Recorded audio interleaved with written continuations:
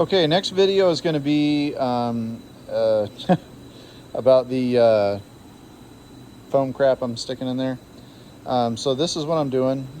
It was supposed to be gray in color, but I mean, maybe. So gray in color. So bear with me a minute on this one.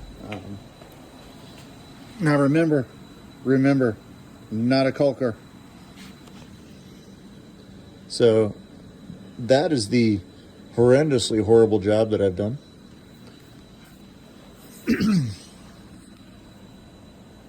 So every single one of those holes on both sides, and then again, both sides here and there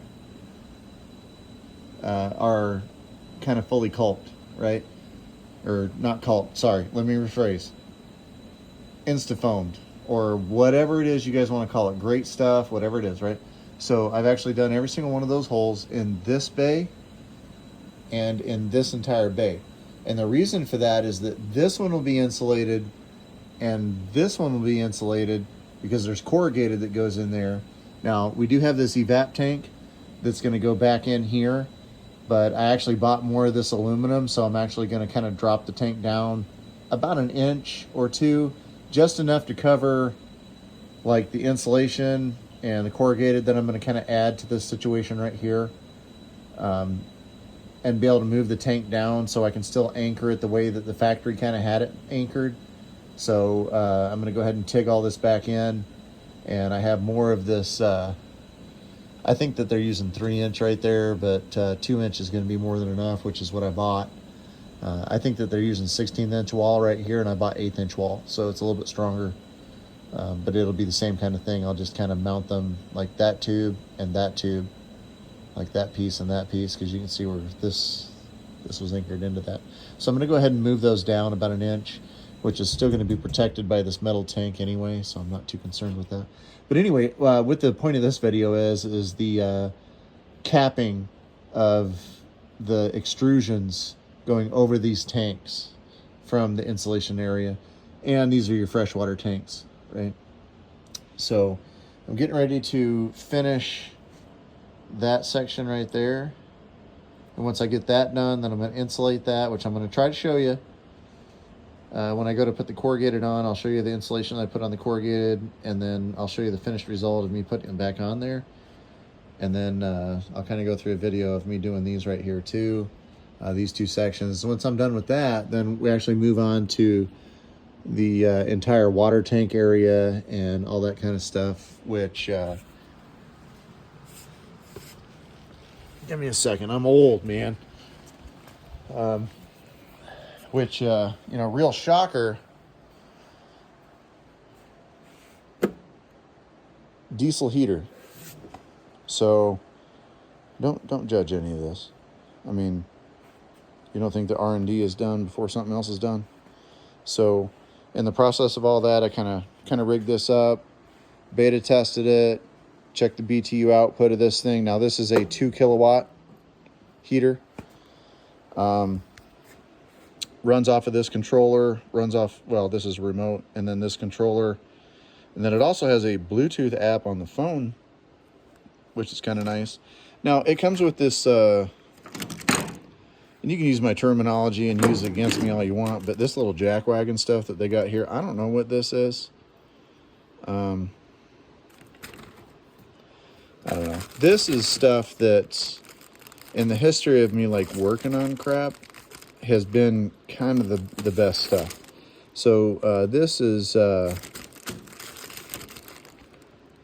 called Tygon, right? I actually didn't even know that they had a name for this stuff. Now this is actual, let me try to search around on here because you can't really see it. That little white lettering on that's on there, or whatever it is. This is actually Tygon. So this right here, when I have worked on my lawnmowers and like all that kind of stuff, like this is what I've used for fuel line, for the evaporation system and all that kind of stuff. This holds up to diesel fuel. This holds up to ethanol. I've actually had, I've had a methanol truck, and this actually holds up to methanol too. Now, I don't know if it's supposed to. Don't know if it's supposed to, but I've actually had this as the vapor line off the methanol tank. So I'm sure somebody will correct me on that. But whatever this is, it does. I mean, granted, I don't feel any leaks or any weirdness or anything. It has the same like viscosity and feel and stuff. But I know I have history with this. I don't have any history with whatever that is. And with it being unbranded, I'm not going to take any chances on it. Look at that adhesive, man. I got it all over me. Always take a bath in it. But that stuff works pretty good. But anyway, long story short, I'm actually going to be putting this diesel heater. I'm going to try to do my best with how it's going to be installed, how it's going to be wired, how it's going to be plumbed, because it's going here. Right? There's your water tanks. There's your holding tanks. It's going in this void. And my goal here is to be able to run it when it gets down to a certain temperature, because all this is going to be, like, all this will be insulated, right? The same exact way I've been doing everything else, this will be insulated too. And what I'm hoping at this point is, with the addition of the diesel heater, I will have a heated basement. And in the process of the heated basement, I'm really hoping that it puts like the winter use of this bad boy right on the forefront. So right behind this thunder tube, so this holds your thunder tube, and then this technically would be like the thunder tube, right? And then this aluminum piece right here, I'm going to have insulation on that and on the floor and on the corrugated at the bottom, and then that diesel heater would be in the middle of that.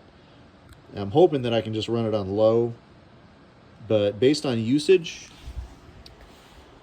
now again, this might have a name on it, and I've already established, if you've watched the videos up to this point, that it's not about what it is the utility of it and the research of what it does, the name brand behind it, the company behind it, the quality of the product, things like that. Like, this is actually silicone, where most of them are just some kind of nasty extruded rubber.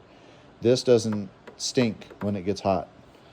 I do have an intake for this, which I bought an intake for this. This is actually the intake, kind of going up into it. So this is exhaust, this is intake, this is a muffler, right? And if anybody knows nothing, well, you know what? I might just do a whole nother video on that bad boy itself and how well that works, right? Because I'm pretty sure that I'm already going to get the keyboard police on this. So again, I'll get into a video on what that is and the usefulness of that, and the fact that, you know, when it comes to testing, apparently nobody has probably really done testing before, if they're going to judge me on like this kind of stuff, right? Anyway, so again, showed you the Instafoam that I was doing between the tank here and between the tank here, so that I can kind of protect water from getting on top of the insulation underneath and kind of keeping everything separated from itself. I'm not going to cover the tanks in any way. I'm not going to drop the tanks and put insulation above them or anything like that. I need the tanks to expand the way that they would expand, retract the way that they're going to retract, because they are steel. And I'm not screwing with fuel, right? When it comes to that, I'm not taking any chances of one of these tanks having something wrong, me driving down the road and something happens and something good doesn't happen, right? I'm not interested in that. I need this bad boy to last. Paid a lot of money for it.